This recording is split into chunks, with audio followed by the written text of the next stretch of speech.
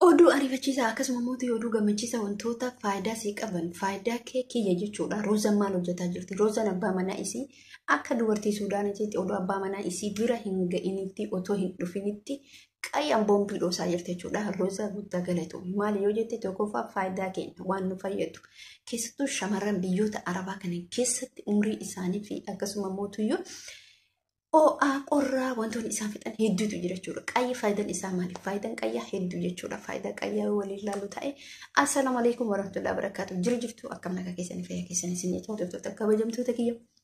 Wantoota akka gammadee maaliif yoo jette namoonni akkanaa jajjaboo namoonni akkanaa jajjaboon hin jiranii kan jedhe asuma viidiyoo keenya laayik gochuu sheer gochuu sabskiraayib gochuu fi akkasuma namoonni yaada qabdan yaada keessan akka nu laattan abdii isinirra qabna isiniin jecha asuma gara viidiyoo Roozaa yoo laallutti jechuudha. Roozaan dubartii akkamii nama akkamii akka taate ni beeytanii. Roozaan akkuma beekamutti Roozaan abbaa manaa isii haala bareedaadhaan haala gaariidhaan eegaa jirti jechuudha. Wallahi dhugaa dubbachuuf ifa. Hedduu takka namatti tola. Baay'ee namatti tola. Waan guddaa isirraa barachaa deemna jechuudha. Fakkeenyaaf fudhanne dubartiin Suudaanii gaafa sargiin isii ji'a lamatti galu qayya eegalti. Gaasanirra habishii nyaachuu qayya qayyachuu eegalte jechuudha. Namoonni Suudaanii bira turtan hin beekanii.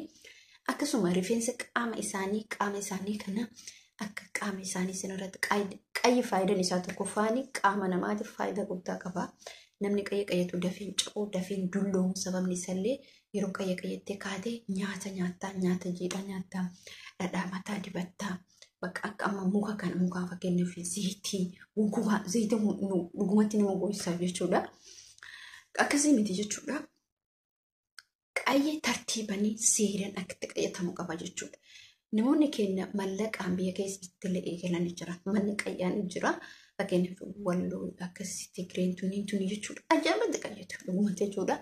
Aadaa Arsii keessatti qayyi tokkoffaadha. Dubartiin Arsii ittiin beekamtu aadaa isii keessatti gara qaqqabinni tinte qayyaan beekamti. Dubartiin Arsii maaliif daftee hin cabne maaliif daftee hin kufne yoo jettani ni qayyatti. Ni qayyatti qayyaroo geessitee waan jiitu nyaatte jechuudha. Dubartiin Arsii dhiironni Arsii miilaala. Arsiin maal jedhee mucachisu mucaan Harargeessu maal jedhee Arsiin tokkoffaa haadha manaa isaaniitti irratti ni duuti lammaffaa lafa isaaniitti irratti abaddaan hin kennitu ni duuti jedhe. Kuni maal yoo jettarree bakka waa lamaan kun nas beekata hin dagatina waa lamaan kun nabseedha maaliif qayyillee faayidaa keetii deebi'ee mootuyyuu laftillee lafa keetti. Isin galee waa sadii waa lama jedhee mucichi akkasisin jechuu barbaada. Amma tartiiban gaafa waliin laallu qayya akkamitti qayyatama kan jedhu gaafa waliin laallu mee tokko isaa akkaataatti qayyatamu waliin laalla jechuudha. Dhugumatti barumsa keessanii faayidaa keessan isin jedhee abdii guddaa isinirraa qaba. Yoo amma tokko walii kan laallu ta'e ifma buleen kiyya qayya faayidaa qayya waliin kan laallu ta'etti tokkoffaa qayya qayyachuun dura wantoonni ati qopheeffachuu qabdu. Warroonni beekan ni beekanii warroonni beekni immoo ni baratan jechuudha. Ifama buleen kiyya. Tokkoffaa muka qopheeffattaa. Muka qopheeffattee kaatee muunni sun akkamitti akka qaama kee urgeessu kan taasisu wantoota itti makamantu jira jechuudha. Yookiin mix isa jedhamu sanatu jira. Gaafa kana kaatee wantoota kana gaafa walitti makee tokkoffaa maal isin jechuu barbaada? Muka san muka bittee dhuftu san akkuma bittee fiddee ibidda keessa keetti irraan teettu laa abadan. Muka san hin bittaa isarratti irdii hin bittaa isarratti qurunfudee hin bittaa wantoota kana lamaan itti makee jechuudha. Wantoota kana lamaan ittiin miiccita.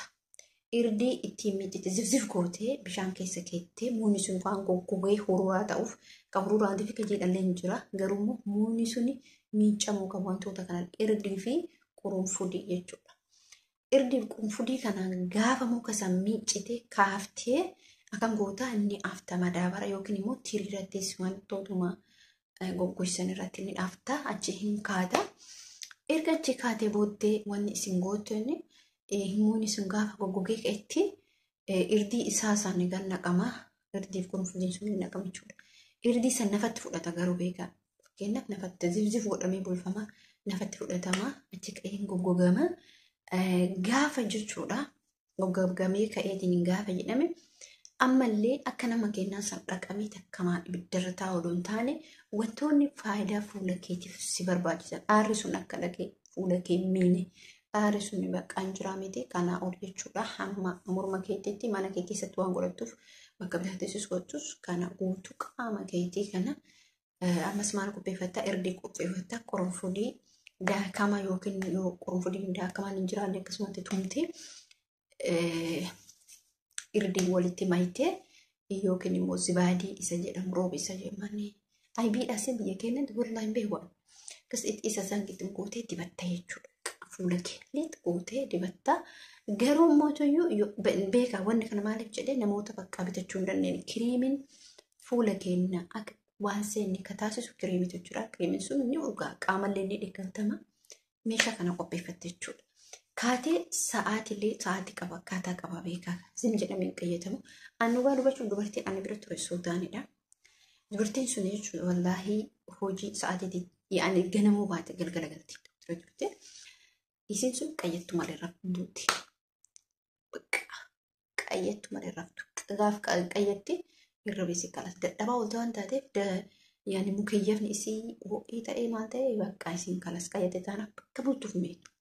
Ganama fuulli isii daa'ima kana fakkaata isin galee akkas isin bichuu barbaada maaliif akkas isin jedhee maaf akkan kun maaliif faayidaa kenna rooza waan guddaa kaasaa jirteef isin jedhee amma garasitti deebina gaafa kana muuyni kun gaafa ibidda keessa keettee fiddee qaama keetiin argatteettu qaamni kee dhiisiti kilaasiin tankii keessi shitto jedha sababa maaliitiif irdii qurunfudiin sun wal fudhatanii jira. Wal fudhatanii jira gaafa ibidda seenaa urgaan isaanii adda akka qayya biyya keenya fakkeenyaaf qayya biyya keenya fooniin isaa adda garuu qayya Suudaanii fooniin isaa garaagarummaa qabu sababni isallee isaan wantoota hedduutti makaa waan ta'eef wantoota hedduutu jira jechuudha dubartii takka nama hordofu Aashaa jedhamte yuutuubara guddoodha jechuudha intalli sun waan isin hojjannee jiru jechuudha hin deebitiin kaatii teessuma ibiddaa akka irra teettu yeroo qaba jechuudha yeroon sun yeroo sadii. Yeroo sadeessan gubdee irra teetti jechuudha. Yeroo sadeessan gubdee irra teetti gaafa borumtaa yookiin immoo ati yoo gadi ba'uutti ganama san kaatee qaama keetiin maaltu dhiqatamuu qaba akkamitti dhiqadha jedhullee ni jira. Akka itti ati dhiqattu obboleettii xiyya loomii. Loomii ni qopheeffattaa bishaan yoo qabaatte jechuun shaaworii yoo jiraate shaaworii galtu shaaworii namoonni biyya keenyatti haalota garaagaraatu jira miti ni beektu. Loomii saniif qaama kee hundi gootee dhiqxa. Loomii saniin hin dhiqxa achirraa hin kaata. Akkasitti qaama kee yaani dafqee gisee sadi gisee lama dhiqattee gisee sadaffaan dhiqattu sadaffaa ganama bakka abbaa manaa abbaa manaa wajjin isii abbaa manaa isii wajjin bulte yoomuu qabaatiin illee mootu amma namni keenya namaatu isaan ajjeesaa saalatu nu ajjeesa jechuudha. Kennan nuti namoonni biyya Arabaa turre kuni utoo kiyyaa jechuudha. Dhugumatti utoo kiyyaa nuti utoo asii galee hin qayyanne bareeda. Dadhabbii akkasumas wantoonni qaama keenya keessa jiran waan meeqa qaama keenya qorra jira, ho'a jira, dadhabbii jira.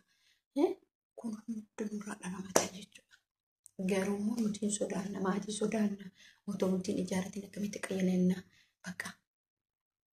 Haadha faata ilaala firii taatee jiraatti hin qayyatte jechuudha. Maaliif dhugumatti bakka addisna itti mucachiisu maaliif fayyaa keeti dursaa ofii keeti yaadde dursaa gaafa ofii yaadde namaaf yaadde ebaloo akkasinaan jedha ebaloo akkasinaan jedha ebaloo akkana jedha jettee duuban deebii bakka yeroon ammaa yeroo akkasiiti miti of taatee jiraachuu qabdi waan feete godhattee waan feete dibattee mataa keetiif malee mataa kee nama biraatiif miti an ofiif malee fakkeenyaaf yuutuubii kana namoonni naannessan faayidaa isaatiif malee faayidaa namaatiif miti. Garuu namaaf akkamitti faayidaa ta'uu jennu wantoonni namni barsiisu faayidaa namaaf ta'a.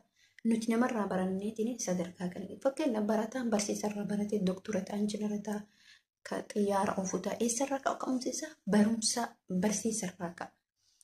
Yaani sodaa tokko malee waan tokko godhuudha jechuudha. Ufiif jiraadhu malee namaaf hin jiraate.